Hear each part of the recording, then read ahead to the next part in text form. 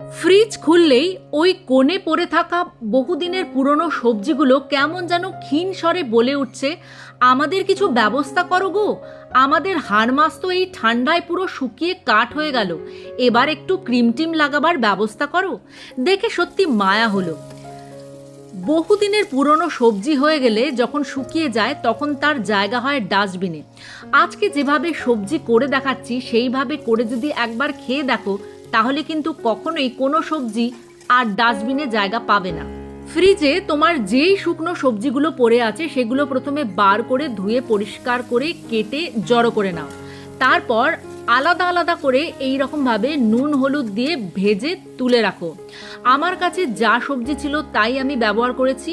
তোমাদের কাছে আরও কিছু সবজি থাকলে সেইগুলোও তোমরা এর মধ্যে দিয়ে দিতে পারো।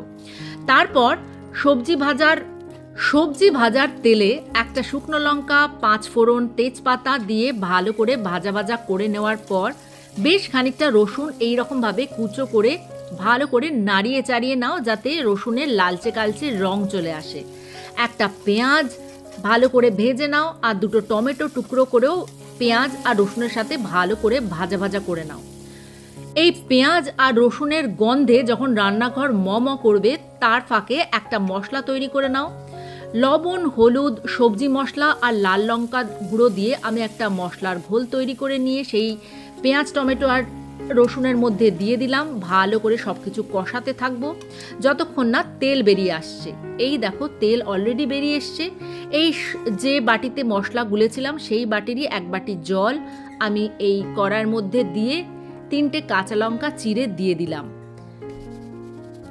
আর ভালো করে নাড়াচাড়া করে সামান্য চিনি দিয়ে দিলাম।